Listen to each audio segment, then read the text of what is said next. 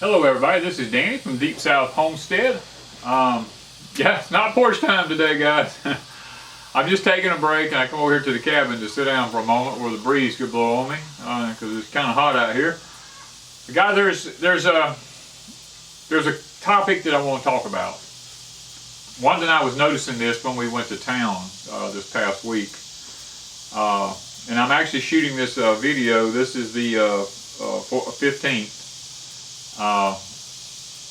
Because since my dad's funeral and all that kind of stuff, we're having to shoot a lot of videos way ahead of time so we can keep them going. So this is way ahead of the day that you're getting it. But it's on the, today's the 15th, yeah. The guys, when a nation shuts down, I want us to think about that. When a nation shuts down. Now I'm talking about when nobody can do anything. The state highway department cannot get out and mow the sides of the roads. The garbage people cannot come pick up the garbage. You know, all these type things. When a nation shuts down, what happens? Now I want to talk about, I want to tie two things together here. Evasive weeds and bushes. Now I want you to think about that for a moment. Lots of people are buying homesteads now. They're trying to get out of the cities and buy homesteads. And lots of people are not taking into consideration evasive weeds and bushes. Because when a nation shuts down and the highway department can't come out and they cannot mow the sides of the road, or garbage can't come out and pick up the garbage, and you have evasive weeds and bushes, then everything changes. Now, there are some pictures I'm going to show you here of the sides of the road. I want to show you, this is in a 1 month time of some of these pictures, just been a month, because where we live at, the highway department doesn't mow the roads as regularly as they used to, and when they do, they only mow half of the road. They don't mow the whole width all the time. And you'll notice in some of these pictures that I'm going to show you, the difference in the grass height and the weeds heights on the sides of the road. Now, I want to take a look at some of these pictures.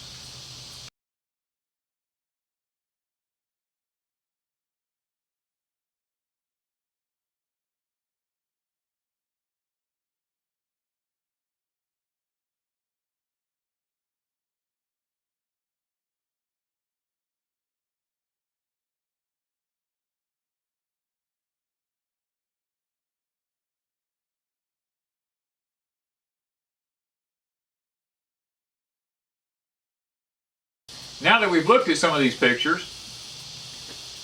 guys, do you see the difference just 1 month makes in the Deep South? Now, up north, things may not grow as rapidly as they do down here, but with the intense heat down here, I'm basically going to be speaking about what's going on around our area just simply because of the intense heat that we go through down here.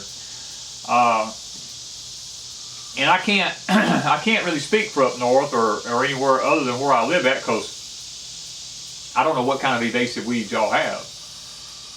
Here, I'm going to list off some of the evasive weeds that you need to look for on a homestead if you're getting ready to purchase it.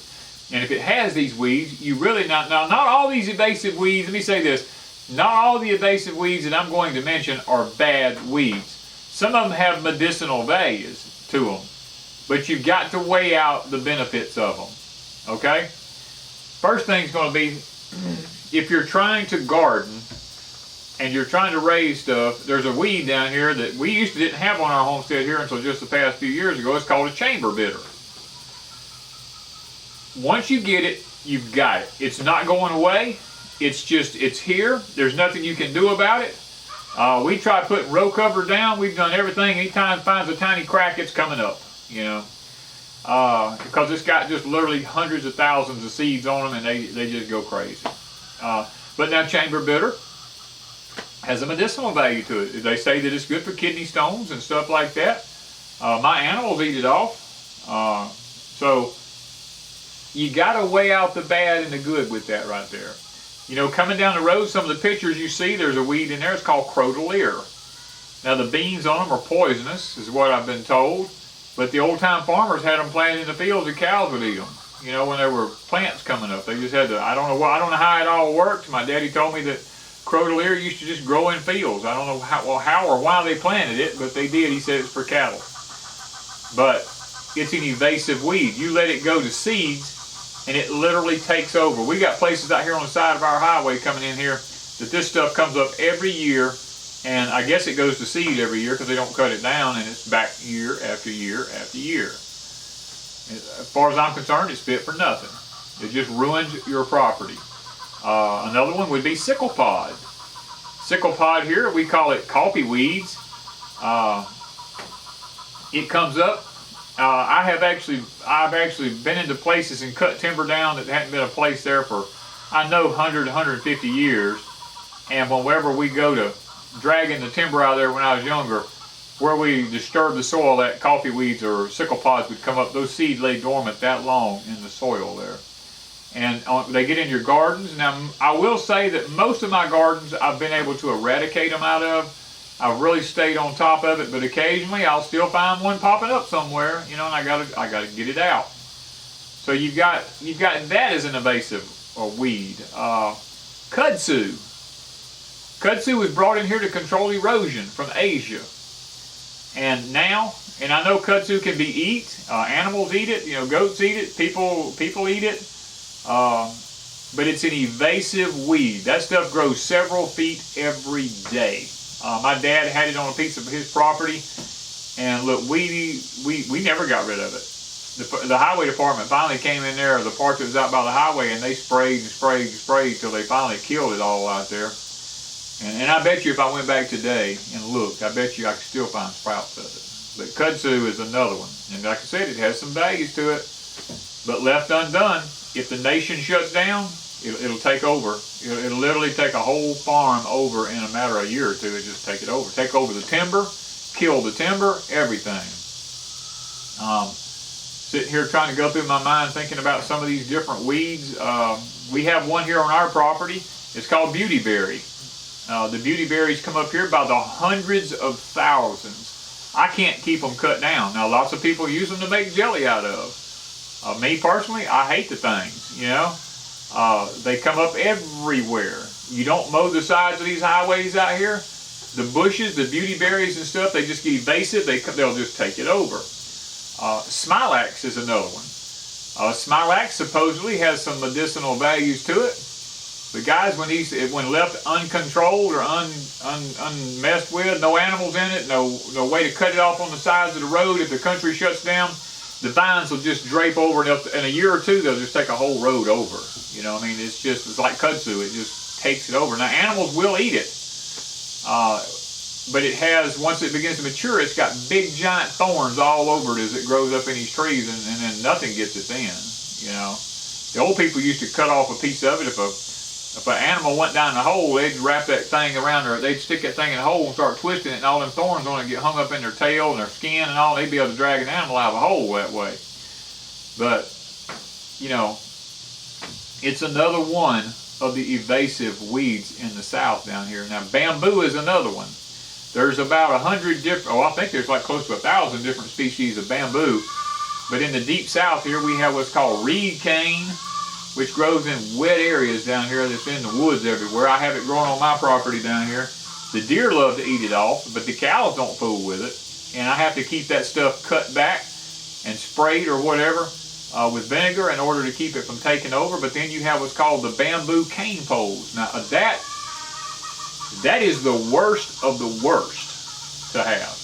That stuff grows several feet underground every year. You can't stop it. I mean, the only way to stop it is to dig a 2-foot deep trench all the way along the edge and put a piece of plastic or steel or something down in the ground, concrete, solid, where those roots can't go beyond it, because that stuff, we've got places in our own town right here next to, my neighbor's got a doctor's office here in town. That stuff just keeps coming up out in his yard out there. I mean, you got 30-foot tall cane poles growing out there everywhere.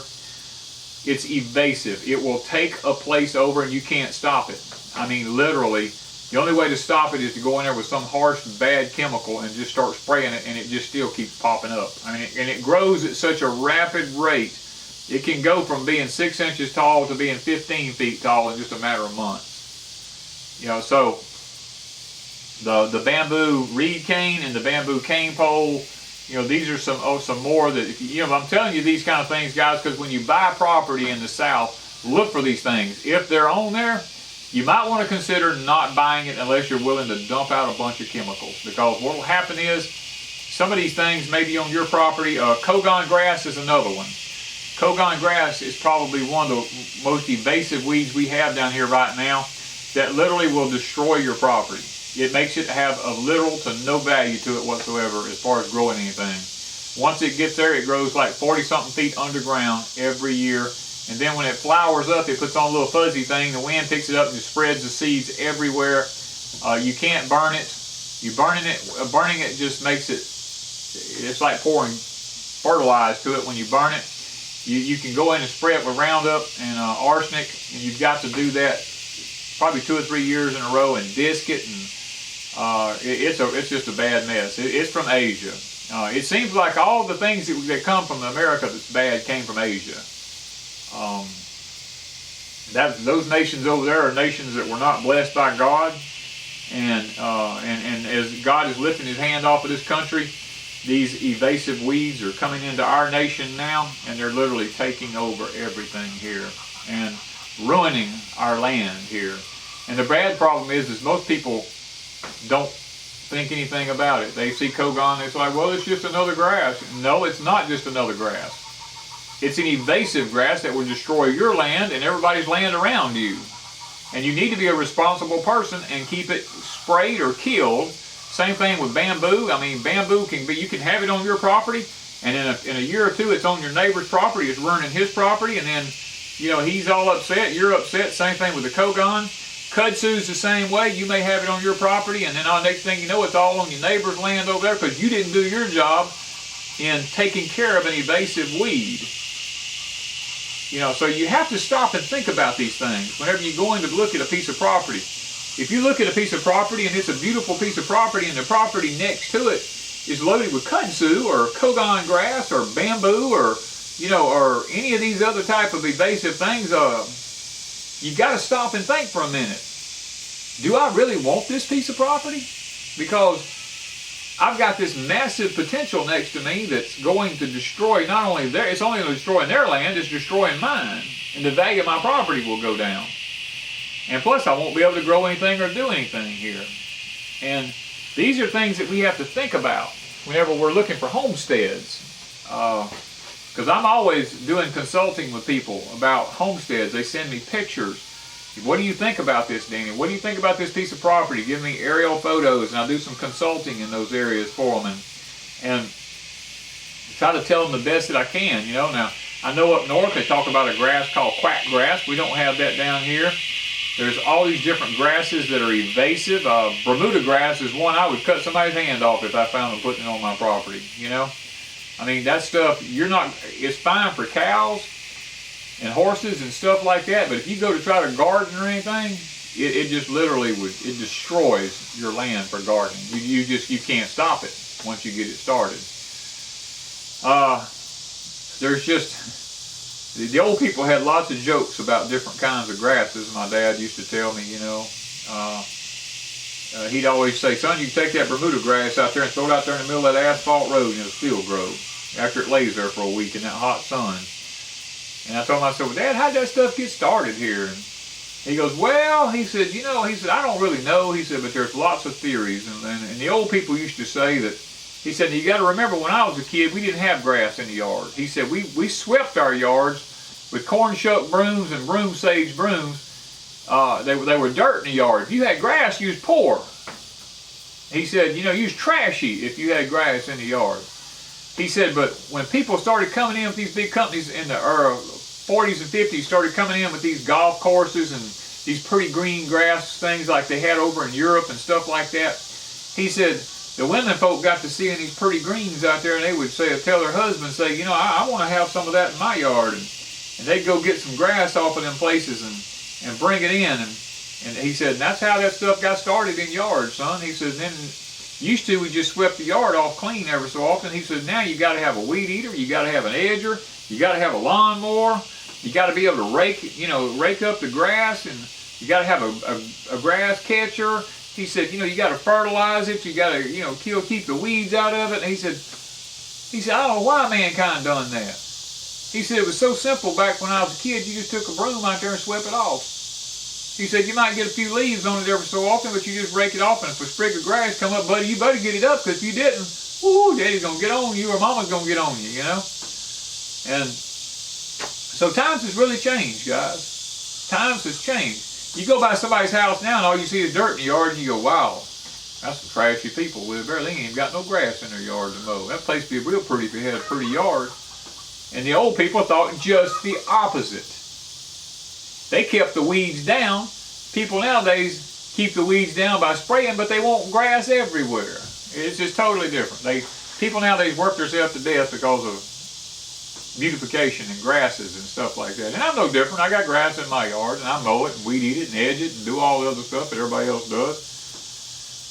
If I had just dirt in my yard, I wouldn't have nothing but gullies everywhere, because mine's all on hillsides. It's all wash away. And I have to have grass to stop the erosion. But the guys, when a nation shuts down, and there's nobody to mow the sides of the road, there's nobody to pick up the garbage or anything like that, and this is very probable could happen.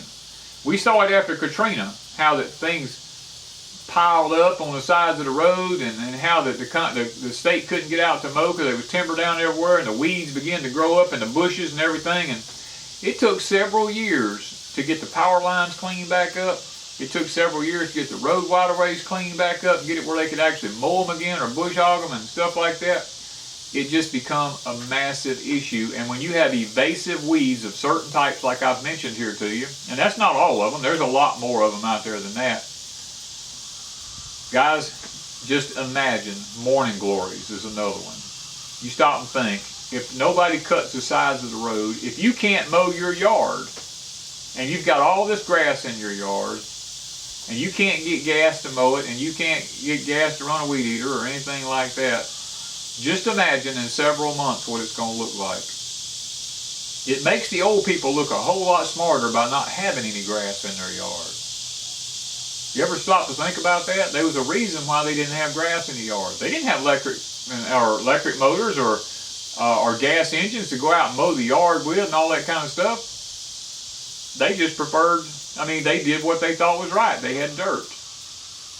And they kept it swept off. And it was clean, and most of it was as hard as concrete. I can remember my grandpa's old house. We played under the front porch of the house, and up under the house, the yard was like cement. You could see the old pillars the house sit up on, and the dirt was just kind of swept down from around them like that, like they sit up on top of little pillars out there. And in the yard, you could probably take a hammer to drive a nail in the yard. The dirt was just so hard. It was so packed. And those old people knew something, because back then they didn't have anybody to come out and mow the yards for them. They didn't have lawn mowers. Now, they had sling blades. You had a sling blade you slung by hand. Matter of fact, I've got one of them here.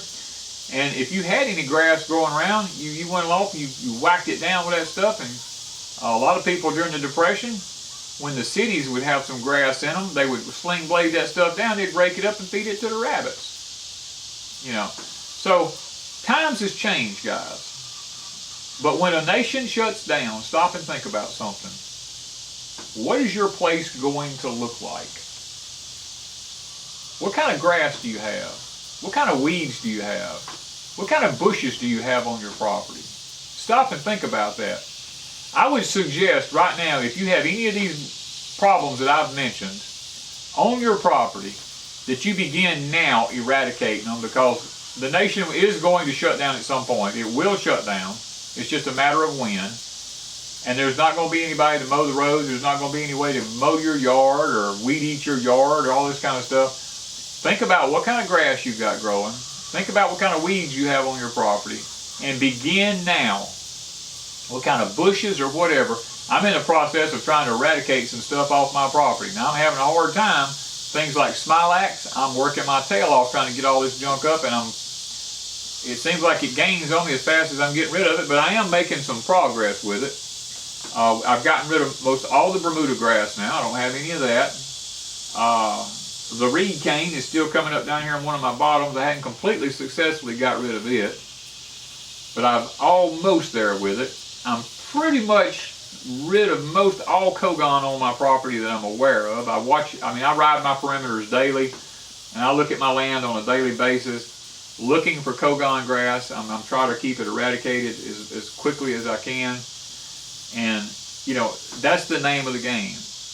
Because if I'm that way with mine, and my neighbors would be that way with theirs all around us, then we could eradicate a problem in the event that the nation shuts down and there's no way to cut down any bushes or weeds or anything like that. We don't have anything evasive that's really going to take our land over, you know, till we can figure out how to fix the problem. So guys, this is just something I thought I'd throw out there, because lots of people right now are leaving the cities, running to the countries looking for land, and not thinking about what they're buying and what's out there. So guys, I hope this has been beneficial and educational, and we really do appreciate you, and thank you from Deep South Homestead.